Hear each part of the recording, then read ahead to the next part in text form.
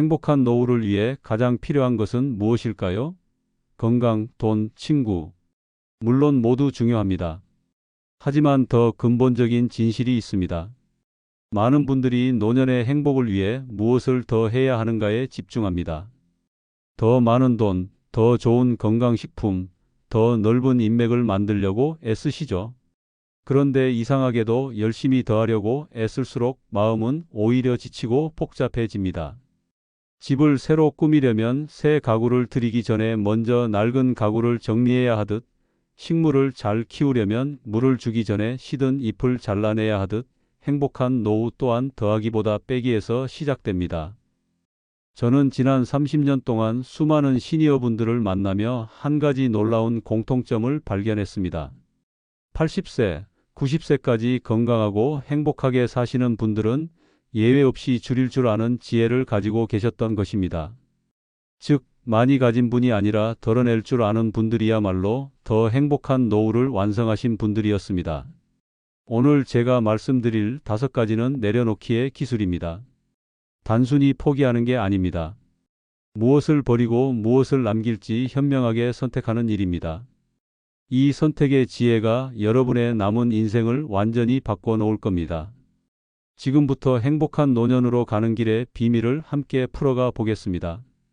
소중한 구독과 좋아요 부탁드리며 시작하겠습니다. 1장.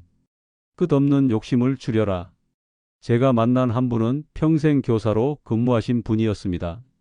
35년을 성실하게 일하고 퇴직금과 연금으로 나름 안정적인 노후를 보내고 계셨죠. 그런데 70세가 되던 해 아파트 관리사무소 앞에서 우연히 오랜 동료를 만났습니다. 그분은 새로 산 명품 시계를 자랑스럽게 보여주며 이렇게 말했습니다. 이 선생, 나 요즘 가상화폐 투자하는데 수익이 장난 아니야. 3개월 만에 원금이 2배가 됐어. 안 하면 정말 손해야. 그날 밤 이 선생님은 잠을 이루지 못했습니다. 동료의 새 시계와 자신만만한 표정이 머릿속에서 떠나지 않았습니다. 나는 왜 아직도 이렇게 살고 있을까? 기회를 놓치고 있는 건 아닐까? 일주일 후 결국 이 선생님은 동료가 소개한 투자 플랫폼에 3천만 원을 투자했습니다. 처음 한 달은 정말 수익이 났습니다. 매일 계좌를 확인하며 흐뭇해했죠. 역시 시작하길 잘했어. 이제라도 늦지 않았어. 더 큰 수익을 기대하며 2달 후에는 5천만 원을 추가로 투자했습니다. 하지만 석 달째가 되던 어느 날 플랫폼 접속이 안 되기 시작했습니다. 고객센터 전화는 받지 않았고 사무실은 텅 비어 있었습니다. 이 선생님은 며칠 뒤에야 알게 되었습니다. 그 동료 교사 역시 같은 피해자였다는 사실을요. 두 사람 모두 사기를 당한 것이었습니다. 남은 건 깊은 허탈감과 스스로에 대한 자책뿐이었습니다. 평생 조심스럽게 살았는데 왜 이 나이에 그런 욕심을 부렸을까? 이 한마디에 모든 후회가 담겨 있었습니다. 왜 나이 들어 욕심에 빠질까? 여기서 중요한 질문을 하나 드리겠습니다. 왜 똑똑하고 신중했던 분들이 나이 들어서 이런 함정에 빠질까요? 심리학에서는 이를 손실 회피 편향이라고 부릅니다.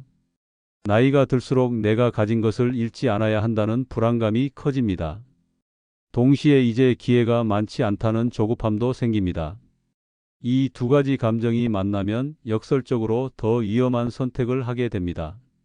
마지막 기회라는 생각에 평소보다 더 큰 욕심을 부리게 되는 거죠. 그런데 더 중요한 사실이 있습니다. 욕심의 문제는 단순히 돈을 잃는 것에 그치지 않습니다. 욕심은 우리의 마음을 병들게 만듭니다. 욕심이 많은 사람은 항상 불안합니다. 가진 것을 잃을까 두려워하고 남들이 더 많이 가진 것 같아 초조해합니다. 이웃이 새 차를 샀다는 소식에 마음이 불편해지고 친구가 해외여행 갔다는 얘기에 질투심이 생깁니다. 행복의 역설이 여기 있습니다. 더 많이 가지려는 욕심이 클수록 실제로는 더 불행해진다는 것입니다. 욕심을 줄이는 실천법. 나이가 들수록 우리는 산을 오르는 것이 아니라 내려와야 합니다. 더 높은 곳을 향해 가는 것이 아니라 편안한 평지를 향해 내려와야 하는 거죠. 그런데 이게 쉽지 않습니다. 왜냐하면 우리는 평생 더 많이, 더 높이라는 가치관 속에서 살아왔으니까요. 그렇다면 어떻게 해야 할까요? 첫째, 비교를 멈추세요. 남들이 뭘 가졌는지, 누가 얼마를 벌었는지는 여러분의 행복과 아무 관계가 없습니다. 옆집 사람이 새 차를 샀다고 해서 여러분의 차가 나빠지는 건 아닙니다. 친구가 해외여행을 간다고 해서 여러분의 삶이 초라해지는 것도 아닙니다. 둘째, 지금 가진 것에 감사하세요. 매일 아침 눈을 뜨면 세 가지를 떠올려 보세요. 내가 가진 것, 내가 누리는 것, 내가 감사한 것. 이것만 실천해도 마음이 놀랍게 변합니다. 셋째, 높은 수익률을 약속하는 모든 제안을 의심하세요. 세상에 쉬운 돈은 없습니다. 누군가 여러분에게 확실한 수익을 약속한다면 그건 99% 사기입니다. 은행 금리보다 조금 더 높은 정도가 안전한 투자의 기준입니다. 넷째, 지금 가진 것으로도 충분하다는 사실을 인정하세요. 필요한 것과 원하는 것을 구분하세요. 필요한 것은 채우되 원하는 것에 집착하지 마세요. 마지막으로 가장 중요한 것, 이제는 돈을 불리는 것보다 지키는 것에 집중하세요. 젊을 때는 공격적으로 투자해도 괜찮습니다. 실패해도 다시 벌 시간이 있으니까요. 하지만 노년에는 다릅니다. 한 번의 실패가 회복 불가능한 타격이 될 수 있습니다. 지금 가진 것으로도 충분합니다. 그것을 잘 지키면서 필요한 만큼만 쓰면서 편안하게 사는 것. 그것이 진정한 부자의 삶입니다. 그런데 욕심 못지않게 우리를 괴롭게 만드는 또 다른 것이 있습니다. 이것 때문에 스트레스를 받는 분들이 적지 않습니다. 2장. 불필요한 관계를 줄여라. 인맥의 착각. 인맥은 자산이다. 많은 분들이 평생 그렇게 믿으며 살아오셨습니다. 그래서 동창회 총무를 맡고 모임마다 빠지지 않고 참석하고 경조사가 있으면 누구보다 먼저 달려가셨죠. 휴대폰 연락처에는 이름도 가물가물한 사람까지 수백 명이 저장되어 있을 겁니다. 하지만 지금 핸드폰을 열어보세요. 진짜 마음 편하게 전화할 수 있는 사람, 그 중에 몇 명이나 계신가요? 내 속마음을 솔직하게 털어놓을 수 있는 사람은 또 몇 명이나 될까요? 이야기 연락처 정리의 용기. 67세에 회사를 정리하신 최 사장님은 이렇게 말씀하셨습니다. 저는 은퇴 후 연락처를 대대적으로 정리했어요. 600명이 넘던 전화번호를 10명으로 줄였죠. 처음엔 솔직히 불안했어요. 혹시 나중에 필요하지 않을까 싶었거든요. 그런데 4년이 지난 지금 그 550명이 하나도 그립지 않습니다. 오히려 남은 50명과 훨씬 더 깊은 관계를 맺게 되었습니다. 예전엔 일주일에 서너 번씩 여기저기 모임에 나가느라 정작 중요한 사람들과는 제대로 시간을 보내지 못했어요. 지금은 한 달에 서너 번 정말 만나고 싶은 사람들하고만 만납니다. 그런데 이상하게도 외롭지 않아요. 오히려 더 풍요롭습니다. 관계의 질이 행복을 결정한다. 이건 단순한 개인의 감상이 아닙니다. 하버드 대학교가 75년간 진행한 성인 발달 연구에서도 같은 결과가 나왔습니다. 행복을 결정짓는 것은 친구의 수가 아니라 관계의 질이었습니다. 특히 60대 이후에는 그 차이가 더욱 분명하게 드러납니다. 연구진은 놀라운 발견을 했습니다. 친구가 100명인 사람보다 진심으로 대화할 수 있는 친구가 단 3명인 사람이 훨씬 더 행복하고 건강했으며 심지어 수명도 더 길었다는 것입니다. 왜 그럴까요? 나이가 들면 우리의 에너지는 제한됩니다. 시간도, 체력도, 감정적 여력도 예전 같지 않습니다. 그런데 여전히 수많은 관계를 유지하려고 애쓰면 어떻게 될까요? 정작 중요한 사람들에게 쏟을 에너지가 남지 않게 됩니다. 얕고 넓은 관계는 에너지만 소모할 뿐 진정한 위안을 주지 못합니다. 힘들 때 전화할 수 없는 사람 100명보다 새벽에도 전화할 수 있는 친구 3명이 훨씬 가치 있습니다. 관계 정리의 기준. 그렇다면 어떤 관계를 유지하고 어떤 관계를 정리해야 할까요? 간단하지만 깊이 있는 기준을 드리겠습니다. 첫째, 만나고 나서 기분이 어떤지 확인하세요. 만나고 난 후 기분이 좋아지는 사람이 있고 기분이 나빠지는 사람이 있습니다. 만난 후 에너지가 충전되는 느낌이 드는 사람이 있고 오히려 에너지가 빠져나가는 사람이 있습니다. 단순하지만 가장 정확한 기준입니다. 둘째, 주고받음의 균형을 보세요. 항상 내가 먼저 연락하고 내가 더 많이 베풀고 있다면 그 관계는 불균형합니다. 건강한 관계는 서로가 서로를 챙기는 관계입니다. 일방적인 관계는 오래 갈 수 없고 오래 가더라도 행복하지 않습니다. 셋째, 그 사람이 내 인생에 긍정적인 영향을 주는지 물어보세요. 좋은 친구는 나를 더 나은 사람으로 만듭니다. 웃음이 많아지고 긍정적인 생각이 들고 앞으로 나아갈 힘이 생깁니다. 반대로 어떤 사람들은 부정적인 에너지를 전달합니다. 만날 때마다 불평불만, 남험담, 비관적인 이야기만 늘어놓습니다. 넷째, 위기 때 누가 곁에 있었는지 기억하세요. 인생을 살다 보면 어려운 순간이 옵니다. 그때 진짜 친구가 누군지 알 수 있습니다. 잘 나갈 때만 연락하던 사람들은 어려울 때 사라집니다. 반대로 힘들 때 곁에 있어 준 사람은 평생 기억해야 할 진짜 친구입니다. 다섯째, 나를 있는 그대로 받아들여 주는지 확인하세요. 좋은 친구는 내가 무엇을 하든 무엇을 가졌든 상관없이 나를 소중하게 대합니다. 반대로 어떤 사람들은 내가 쓸모 있을 때만 연락합니다. 필요할 때만 찾고 필요 없어지면 연락이 끊깁니다. 작은 실천부터 시작하기. 이제 작은 실천을 시작해 보세요.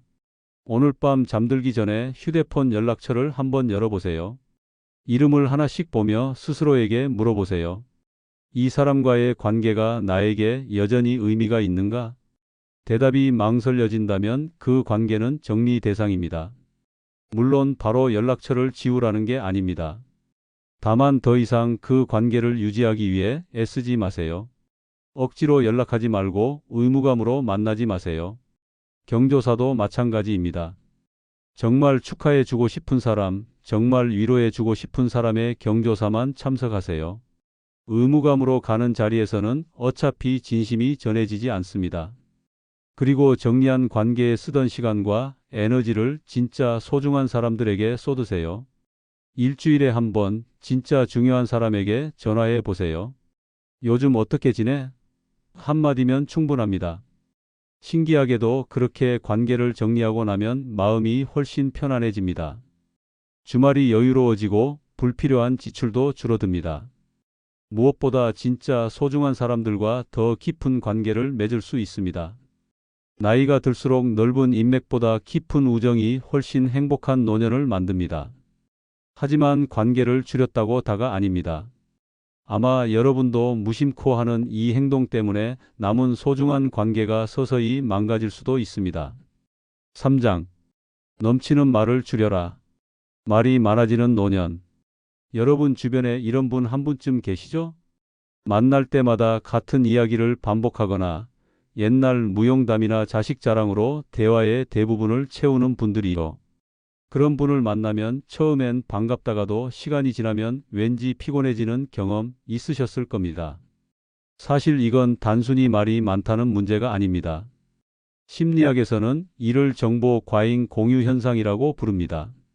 나이가 들수록 자신의 존재감을 확인받고 싶은 욕구가 강해지면서 무의식적으로 말이 많아지는 겁니다. 캘리포니아 대학의 연구 결과가 흥미롭습니다. 노년층이 가장 듣기 싫어하는 말투 1위가 잔소리였고 2위가 같은 이야기 반복, 3위가 훈계조였습니다. 더욱 흥미로운 건 정작 이런 말투를 가장 많이 사용하는 사람들도 바로 노년층 자신이었다는 겁니다. 결국 가장 싫어하는 말을 본인이 가장 자주 하고 있는 셈입니다. 이야기 말이 만든 거리. 74세 윤 선생님은 중견 기업에서 부장까지 지낸 분이었습니다. 평생 리더십을 발휘하며 살아오셨죠. 그런데 은퇴 후 딸과의 갈등이 심해졌다고 하셨습니다. 딸이 육아를 하는데 제가 보기엔 방법이 영 아니에요. 제 경험상 그렇게 하면 안 되거든요. 그래서 조언을 해주면 짜증을 내요. 아빠는 옛날 방식이고 지금은 다르다면서요. 제가 뭐 잘못 말했나요? 문제는 단순했습니다.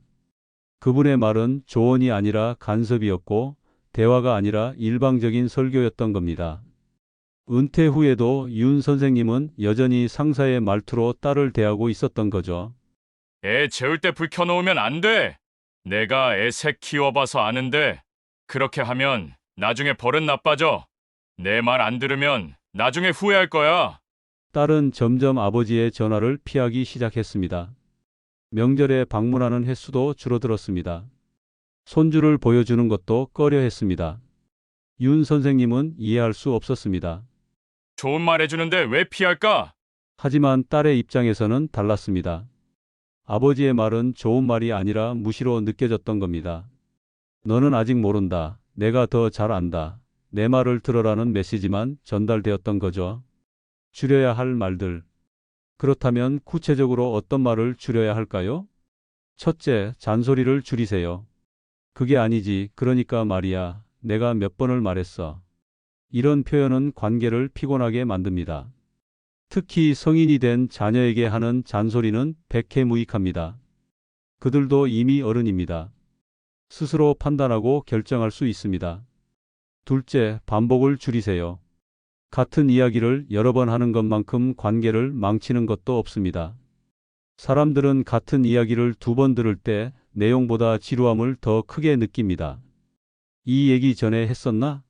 라고 스스로 확인하는 습관을 들이세요. 셋째, 푸념을 줄이세요. 요즘 몸이 여기저기 아파.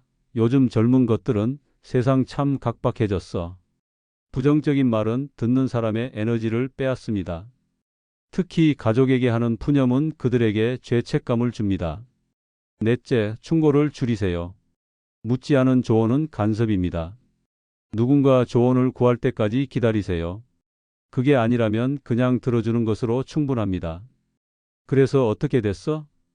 힘들었겠다 한마디면 됩니다. 다섯째, 과거 자랑을 줄이세요. 내가 젊었을 때는, 우리 때는, 로 시작하는 이야기들. 한두 번은 재미있지만 계속되면 듣는 사람은 지칩니다. 과거는 소중하지만 그것으로만 대화를 채우면 현재와의 연결이 끊깁니다. 3초의 법칙. 저는 앞서 말씀드린 윤 선생님께 3초의 법칙을 알려드렸습니다. 무언가 말하고 싶을 때 3초를 세고 그 말이 정말 필요한지 생각해 보는 겁니다. 이 말이 상대방에게 도움이 될까? 아니면 내 욕구를 해소하기 위한 말일까? 상대방이 이 말을 듣고 싶어 할까? 이 말을 하지 않으면 큰 문제가 생길까? 놀랍게도 3초만 멈춰도 말의 절반이 사라졌습니다. 그리고 그 절반이 사실은 하지 않아도 되는 말이었습니다. 그분은 말을 줄이고 나서 딸과의 관계가 눈에 띄게 좋아졌다고 하셨습니다. 처음엔 답답했어요. 하고 싶은 말을 참는 게 쉽지 않더라고요. 그런데 신기하게도 제가 말을 줄이니까 딸이 먼저 물어보기 시작했어요. 아빠, 이럴 땐 어떻게 하는 게 좋을까요? 그때 조언을 하니까 딸도 진짜 귀 기울여 듣더라고요. 말보다 더 강력한 것? 동양 철학에 이런 말이 있습니다. 군자는 말이 적대 행동이 민첩하다. 나이가 들수록 말로 가르치기보다 행동으로 보여주는 것이 진짜 지혜입니다. 손주에게 책 읽어라라고 100번 말하는 것보다 직접 책을 읽는 모습을 한번 보여주는 게 낫습니다. 건강 챙겨라고 잔소리하는 것보다 본인이 꾸준히 운동하는 모습을 보여주는 게 더 설득력 있습니다. 말을 줄이면 놀라운 일이 일어납니다. 관계가 깊어지고 갈등이 줄어들고 사람들이 먼저 찾아옵니다. 말이 많은 사람은 피하지만 말을 아끼는 사람은 신뢰하게 되니까요. 침묵은 때로 가장 강력한 대화입니다. 경청은 가장 위대한 배려입니다. 그런데 말과 관계를 줄여서 얻은 행복 효과가 단 이것 하나 때문에 사라질 수 있고 반대로 이것만 제대로 실천해도 10년은 젊게 살 수 있습니다. 4장. 앉아있는 시간을 줄여라. 의자가 새로운 담배다. 의자가 새로운 담배다. 미국 메이오 클리닉의 연구진이 한 말입니다. 충격적이지 않으신가요? 앉아있는 것이 흡연만큼 해롭다는 겁니다. 실제로 연구 결과를 보면 놀랍습니다. 하루 6시간 이상 앉아 있으면 사망 위험이 40% 증가하고 심장병, 당뇨병, 암 발병률도 모두 높아집니다. 더 놀라운 건 따로 운동을 하더라도 앉아 있는 시간이 길면 그 효과가 상쇄된다는 겁니다. 아침에 30분 운동하고 나머지 시간을 계속 앉아 있으면 운동 효과가 사라진다는 뜻입니다. 여러분, 오늘 몇 시간이나 앉아 계셨나요? 70세 강 선생님이 은퇴 후 바랐던 건 이제 좀 쉬자는 거였습니다. 아침 8시에 일어나 식사하고 9시에는 뉴스 시청, 11시에는 드라마 재방송, 점심 먹고 낮잠, 오후엔 예능 프로그램.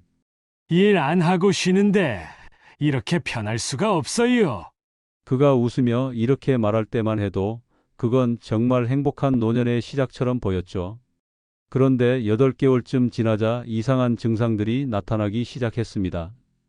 허리가 뻐근하고 다리에 힘이 빠지고 조금만 걸어도 숨이 찼습니다. 계단 오르기가 힘들어졌고 심지어 화장실 가는 것도 버거워졌습니다. 병원에 가보니 근육량이 급격히 줄었고 혈압과 혈당이 모두 위험 수치였습니다. 의사 선생님이 물었습니다. 하루에 얼마나 움직이세요? 강 선생님은 말문이 막혔습니다. 거의 움직이지 않았으니까요. 침대에서 거실로, 거실에서 식탁으로, 다시 소파로. 그게 전부였습니다. 지금부터라도 움직이셔야 합니다. 이대로 가면 3년 안에 보행 보조기가 필요할 수 있습니다. 충격적인 진단이었습니다. 겨우 70세인데 혼자 걷지 못하게 될 수도 있다니. 그날부터 강 선생님은 달라지셨습니다. 매일 아침 40분씩 동네를 걷기 시작했습니다. 텔레비전 보다가도 30분마다 일어나서 스트레칭을 했습니다. 엘리베이터 대신 계단을 이용했습니다. 처음엔 힘들었습니다. 5분만 걸어도 숨이 차고 계단 한 층만 올라도 다리가 후들거렸습니다. 이렇게 약해진 줄 몰랐어요. 정말 충격이었습니다. 하지만 포기하지 않았습니다.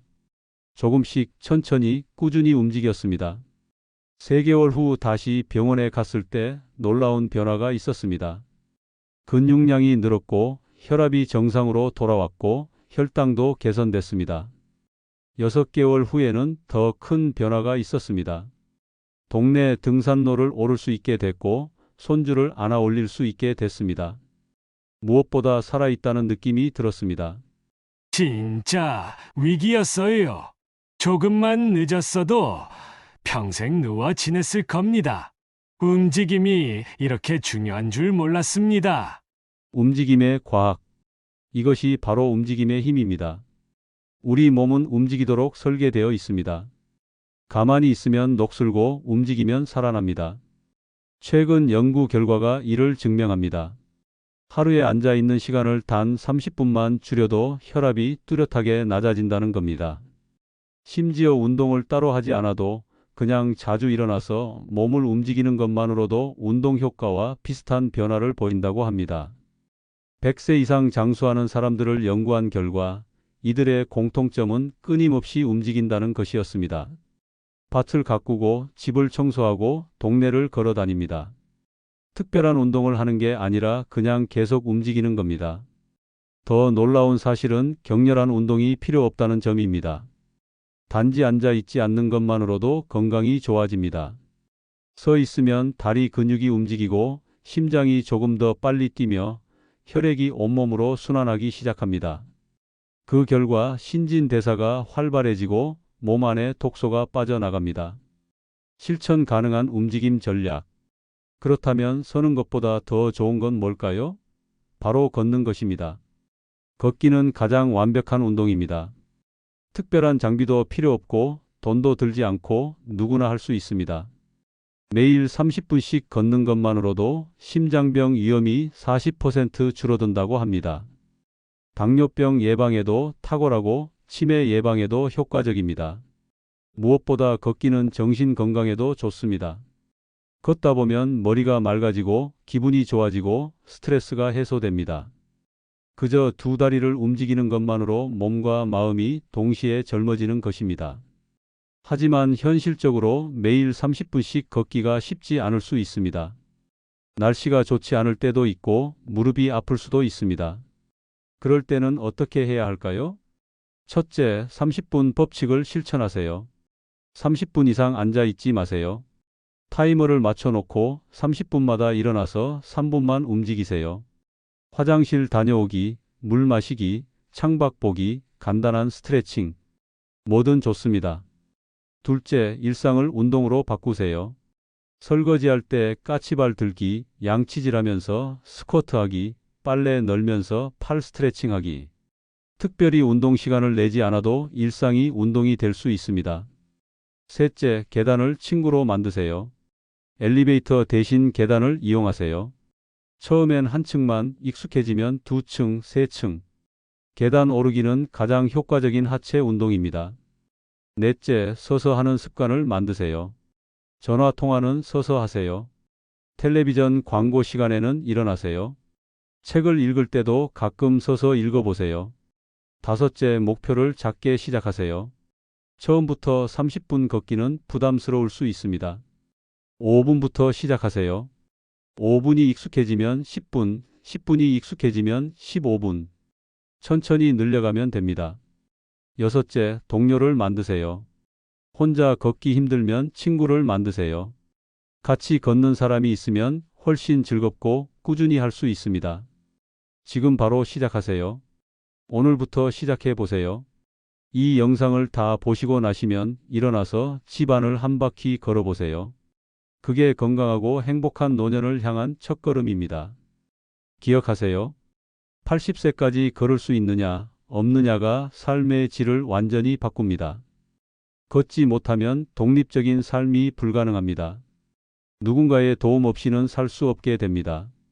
하지만 걸을 수 있다면 80세든 90세든 여전히 자신의 삶을 주도적으로 살 수 있습니다. 그 차이를 만드는 건 바로 지금 이 순간의 선택입니다.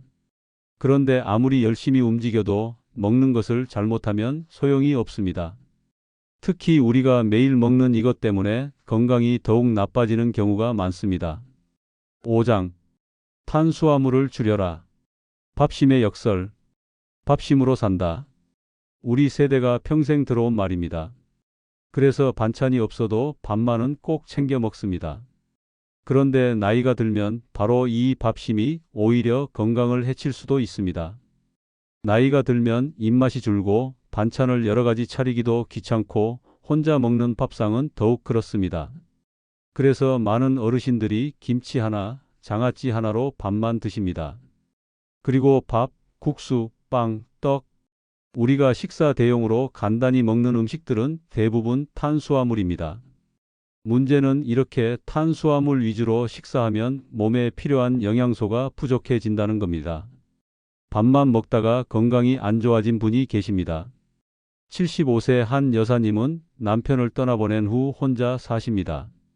자녀들은 모두 해외에 살고 있어 자주 만나지 못합니다. 혼자 식사 준비하기가 귀찮아서 주로 간단하게 드셨습니다. 아침에는 김치와 밥, 점심에는 컵라면, 저녁에는 또 김치와 밥.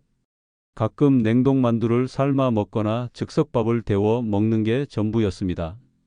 혼자 먹는데 뭘 거창하게 차려 먹어요? 배만 채우면 되죠. 그렇게 2년을 보냈습니다. 그런데 어느 날부터 힘이 없고 자주 넘어지고 계단 오르기가 힘들어졌습니다. 팔에 힘이 없어 무거운 냄비를 들 수 없었고 빨래를 널다가도 손에서 옷걸이가 떨어졌습니다. 병원에 가보니 근감소증이라는 진단을 받았습니다. 단백질이 부족해서 근육이 심하게 줄어든 상태였죠. 단백질을 거의 드시지 않으셨네요. 근육이 많이 줄었습니다. 이대로 가면 낙상 위험이 매우 높아집니다. 의사의 설명을 듣고서야 한 여사님은 깨달았습니다. 그동안 밥만 먹고 고기, 생선, 달걀, 콩 같은 단백질 식품은 거의 먹지 않았다는 것을요. 탄수화물 과다 섭취의 위험.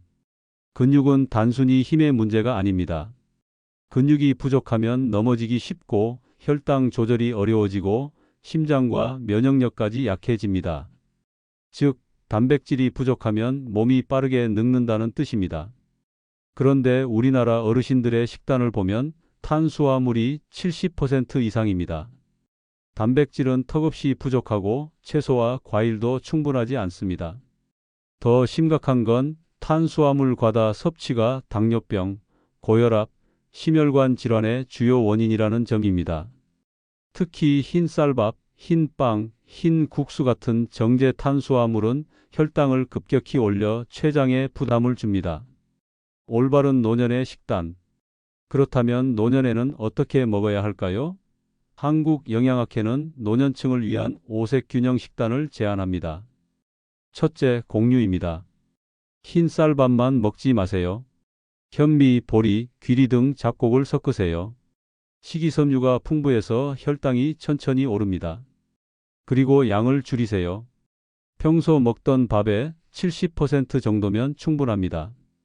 둘째, 단백질입니다. 매 끼니마다 손바닥만 한 크기의 생선, 달걀, 두부, 닭가슴살을 드세요. 노년층은 하루 체중 1kg당 1.2g의 단백질이 필요합니다. 60kg이라면 하루 72g입니다. 달걀 한 개는 약 6g, 두부 한 모는 약 20g의 단백질을 제공합니다. 셋째, 채소류입니다. 매 끼 2접시 분량의 채소를 드세요. 채소는 비타민과 미네랄이 풍부하고 식이섬유가 소화를 돕습니다. 특히 짙은 녹색 채소 시금치, 브로콜리, 케일화, 빨간색 채소 토마토, 파프리카, 당근을 골고루 드세요. 넷째, 과일입니다. 하루 한두 번 주먹만 한 크기로 드세요. 과일도 당분이 있으니 과하면 안 됩니다. 특히 당뇨가 있으신 분은 과일 섭취를 조절해야 합니다. 다섯째, 유제품입니다. 우유, 요구르트, 치즈, 칼슘과 단백질이 풍부합니다. 하루 한 컵 정도면 충분합니다. 유당 불내증이 있다면 두유나 아몬드 우유로 대체하세요. 소식의 지혜. 그런데 식단 못지않게 중요한 게 있습니다. 바로 소식입니다. 오키나와의 하라치부라는 말이 있습니다. 배가 80% 차면 멈춰라는 뜻입니다. 오키나와가 세계적인 장수 지역인 이유 중 하나가 바로 이 식습관입니다. 왜 소식이 중요할까요? 과식을 하면 소화기관에 부담이 갑니다. 특히 나이가 들면 소화 효소가 줄어들어 음식을 소화하는 게 더 힘들어집니다.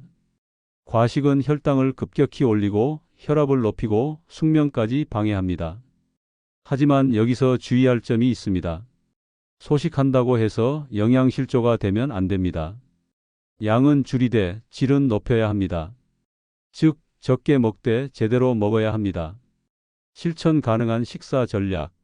첫째, 단백질부터 먹으세요.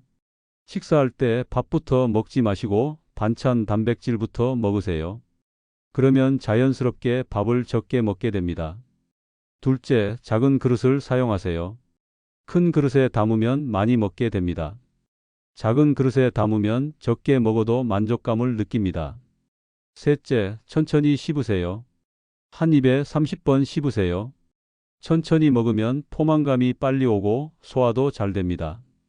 넷째, 물을 충분히 마시세요. 식사 30분 전에 물 한 컵을 마시면 과식을 예방할 수 있습니다. 하루 1.5리터 이상 물을 마시세요. 다섯째, 가공식품을 줄이세요. 컵라면, 즉석밥, 냉동식품. 편하지만 건강에는 좋지 않습니다. 가능하면 신선한 재료로 직접 만들어 드세요. 약과 건강기능식품에 대한 주의. 그리고 한 가지 더 많은 분들이 간과하는 게 있습니다. 바로 약과 건강기능식품입니다. 약통을 열어보면 10가지가 넘는 약을 드시는 분들이 많습니다. 하지만 노인의학 전문가들은 경고합니다. 70세 이상이 5가지 이상의 약을 동시에 복용하면 부작용 위험이 급격히 올라갑니다. 약은 많을수록 좋은 게 아닙니다. 꼭 필요한 약만 남기고 나머지는 주치의와 상의하세요. 그리고 건강기능식품은 신중하게 선택하세요. 대부분의 영양소는 음식으로 충분히 섭취할 수 있습니다. 비싼 건강기능식품보다 자연식품이 최고의 영양제입니다. 결론, 빼기의 지혜로 채우는 행복. 여러분, 우리는 돌아보면 참 많은 걸 붙잡고 살았습니다. 관계도, 돈도, 자식도, 건강에 대한 욕심도요. 그렇게 붙잡느라 정작 가장 소중한 것들을 놓쳤습니다. 필요 없는 관계를 억지로 유지하느라 정작 소중한 사람과 보낼 시간을 놓쳤고, 돈을 더 벌겠다는 욕심에 건강을 해쳤고 자녀에게 이것저것 간섭하다가 관계가 틀어졌고 편하게 쉬겠다고 소파에만 앉아 있다가 몸을 망쳤고 간단하게 먹겠다고 탄수화물만 먹다가 근육을 잃었습니다. 현명한 노년은 무엇을 할 것인가 보다 무엇을 하지 않을 것인가를 아는 것입니다. 인생의 후반전은 채우는 시간이 아니라 비우는 시간입니다. 마치 아름다운 정원을 가꾸듯 잡초를 뽑아내야 꽃이 피어나는 것처럼요. 5가지 빼기를 다시 정리하면: 하나, 욕심을 줄이세요. 더 많이 가지려 하지 말고 지금 가진 것을 지키고 감사하세요. 둘, 관계를 줄이세요. 넓고 얕은 인맥보다 좁고 깊은 우정을 선택하세요. 셋, 말을 줄이세요. 잔소리, 반복, 푸념, 충고를 줄이고 경청과 침묵의 힘을 배우세요. 넷, 앉아있는 시간을 줄이세요. 30분마다 일어나고 매일 걷고 일상을 운동으로 만드세요. 다섯, 탄수화물을 줄이세요. 밥을 줄이고 단백질을 늘리며 소식하되 제대로 먹으세요. 마지막 당부. 이 5가지를 한꺼번에 실천하려 하지 마세요. 하나씩 천천히 시작하세요. 오늘은 욕심을 줄이는 것부터, 내일은 관계를 정리하는 것부터, 모레는 말을 줄이는 것부터. 작은 변화가 모여 큰 변화를 만듭니다. 한 달 후, 석 달 후, 1년 후 여러분은 완전히 다른 사람이 되어 있을 겁니다. 더 가볍고, 더 자유롭고, 더 행복한 사람으로요. 인생의 가을은 더하는 계절이 아니라 걷어내는 계절입니다. 불필요한 것들을 걷어내고 나면 비로소 진짜 소중한 것들이 보입니다. 건강한 몸, 편안한 마음, 진실한 관계, 고요한 일상. 이것이야말로 행복한 노년의 진짜 모습입니다. 그 행복이 여러분의 삶에 가득하시길 바랍니다. 잡초를 뽑아내고 난 정원에 아름다운 꽃이 피어나듯 불필요한 것들을 내려놓은 여러분의 인생의 평안과 기쁨이 활짝 피어나기를 진심으로 기원합니다. 시청해 주셔서 감사합니다. 구독과 좋아요, 알림 설정으로 더 많은 분들과 이 지혜를 나눠주세요. 여러분의 행복한 노년을 응원합니다.